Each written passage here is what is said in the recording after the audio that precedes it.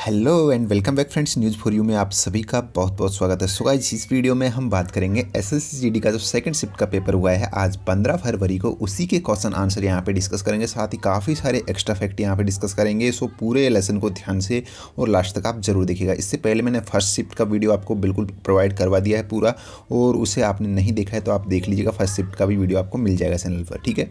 Third shift का भी जैसे शिफ्ट कंप्लीट होती है आपको ऑफिशियल और ऑथेंटिक क्वेश्चन जो पूछे जाते हैं एग्जाम में वही यहाँ पे उपलब्ध करवाए जाते हैं इस चैनल पर, तो आप इन्हें ध्यान से देख लीजिएगा, ठीक है। और एक्स्ट्रा फैक्ट जरूर आप ध्यान रखिएगा जो मैं बताता हूँ, क्योंकि काफ़ी सारे रिलेटेड क्वेश्चन पूछे जा रहे हैं बार बार शिफ्टों में। तो देखिए, एक क्वेश्चन आज पूछा गया सेकंड शिफ्ट में, आगरा की जो मोती मस्जिद है इसका निर्माण जो है किसने कराया था।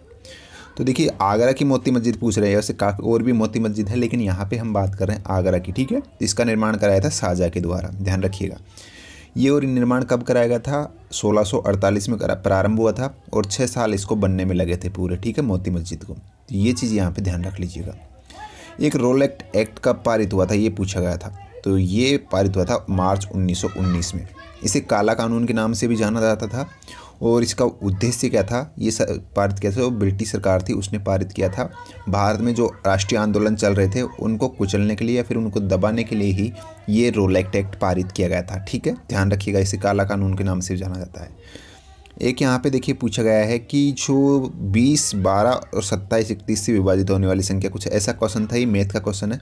तो इस तरीके का क्वेश्चन है, आप देख लीजिएगा अगर आपका नेक्स्ट शिफ्ट में एग्जाम है तो।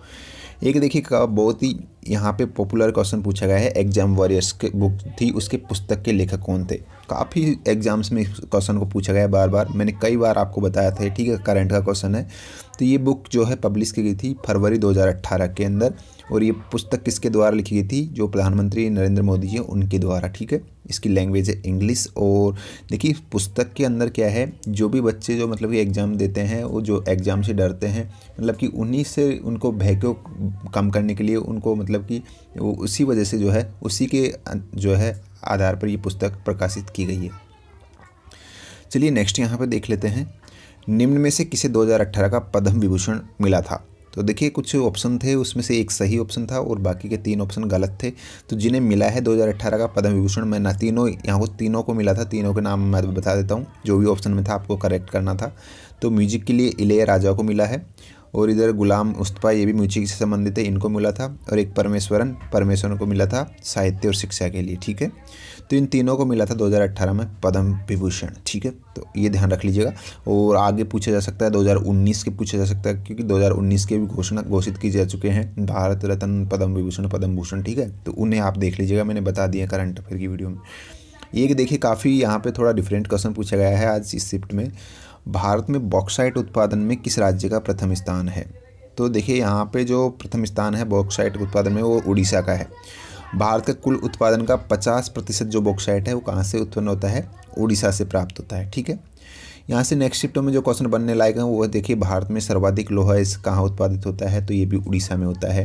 यूरेनियम सबसे ज़्यादा मतलब कि देश का पहला राज्य कौन सा राज्य पहले नंबर पर है यूरेनियम उत्पादन में, तो झारखंड में सबसे ज़्यादा यूरेनियम होता है, ठीक है। उसके बाद में सोना उत्पादन में पूछा जा सकता है कि सबसे ज़्यादा सोना देश में कहाँ होता है, तो कर्नाटक में होता है, जहाँ पे देश का 98% सोना जो है कर्नाटक से निकाला जाता है। तो ये चीज़ आप ध्यान रख लीजिएगा। उसके बाद में देखिए एक पूछा गया था, निम्न में से कौन सी फसल जून जुलाई में बोई जाती है, ठीक है। खरीफ की फसल पूछी गई है यहाँ पे इस तरीके से। तो इनमें देखिए, मैं ऑप्शन में जो था आप करेक्ट करना चाहिए था, आपका 3 अलग थे, एक सही था उसमें, ठीक है। तो जो भी बोई जाती है मैं यहाँ पे बता देता हूँ। देखिए धान, गन्ना, कपास, मक्का, बाजरा, दाल, मूंगफली वगैरह जो है ये बोई जाती है जून जुलाई के अंदर, ठीक है। नेक्स्ट यहाँ पे देखिए, बंगाल विभाजन के टाइम वहाँ का गवर्नर जनरल कौन था। काफ़ी एग्जाम्स में ये भी कॉमन क्वेश्चन पूछा जाता है बार बार, तो आपको ध्यान रखना है। उस टाइम पे जो वहाँ के गवर्नर जनरल थे लॉर्ड कर्जन थे, जनरल लॉर्ड कर्जन, ठीक है। और ये निर्णय लिया गया था 1905 में, बंगाल विभाजन हुआ था, उसका जो निर्णय लिया गया था जो कर्जन है उसी के द्वारा ये घोषणा की गई थी, ठीक है। तो आपको ध्यान रखना है, उस टाइम वाइसरॉय जनरल कौन था, लॉर्ड कर्जन था। ये क्वेश्चन बहुत बार पूछा जाता है, ध्यान रखिएगा इसको। नेक्स्ट यहाँ पे देखिए 2018 में जो टेनिस एकल का खिताब जीता था वो किसने जीता था। तो अधूरा क्वेश्चन है, ये पूरा मिला नहीं, लेकिन ये जो टेनिस, बैडमिंटन वगैरह से रिलेटेड क्वेश्चन था करंट का, तो इस तरीके का जो रिलेटेड क्वेश्चन है आप देख सकते हैं। शिक्षक का पर्यायवाची पूछा गया है तो अध्यापक, आचार्य, ये सारे इसके जो है पर्यायवाची हैं। ठीक है। उष्म का विलोम पूछा गया था तो शीतल उष्म का विलोम हो जाएगा। अपव्यय का मितव्ययी हो जाएगा, विलोम शब्द पूछा गया है। फिर देखिए एक यहाँ पे मुहावरा पूछा गया, कलेजे पर पत्थर रखना मुहावरे का अर्थ है। तो सहन कर लेना, किसी भी चीज़ को, बात को सहन करना या पचा जाना जो है इसका मतलब होता है।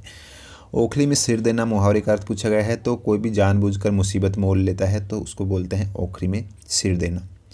मैथ का एक क्वेश्चन पूछा गया, देखिए एक वस्तु को 75% पर बेचने पर 10% की हानि होती है तो लाभ क्या होगा। इस तरीके का यहाँ पे क्वेश्चन पूछा गया है। ठीक है।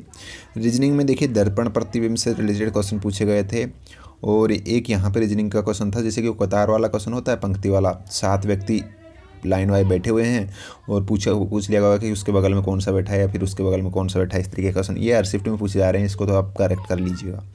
कौन सा शनिवार को पढ़ाई कराएगा, एक मतलब कि जो ऐसा क्वेश्चन होता है ना कि एक शिक्षकों का नाम दिया होता है और उधर वार दिए होते हैं, सब्जेक्ट दिए होते हैं और फिर उसमें पूछा जाता है कि कौन सा सब्जेक्ट जो है इस टीचर के द्वारा किस बार को पढ़ाया जाएगा। इस तरीके से क्वेश्चन बनता है, वो क्वेश्चन यहाँ पे पूछा गया। फर्स्ट शिफ्ट में भी क्वेश्चन पूछा गया था।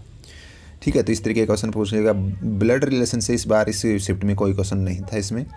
एक यहाँ पे देखिए ओके, ये फर्स्ट शिफ्ट के क्वेश्चन आ गए जो मैंने आपको बता दिए थे। फर्स्ट शिफ्ट के ये सारे क्वेश्चन मैंने बता दिए थे पहले फर्स्ट वीडियो में। तो इनके सारे जितने भी थर्ड शिफ्ट की जैसे कंप्लीट होती है, इन सारे क्वेश्चंस की एक लास्ट में PDF आपको मिलेगी रोज़ की थर्ड शिफ्ट के बाद में। तो उससे आप इस PDF को जो है डाउनलोड कर लीजिएगा जिनका भी आगे पेपर है, और इन सभी क्वेश्चन से रिलेटेड जो है जितने भी फैक्ट मैंने बताए इनको आप देख लीजिएगा एक बार रोज़ की रोज़। ठीक है। तो पहली बार चैनल पर विजिट कर रहे हैं तो सब्सक्राइब कर लीजिए, जिससे कि आने वाली वीडियोज आपको मिलती रहेगी। Thank you so much for watching us. धन्यवाद।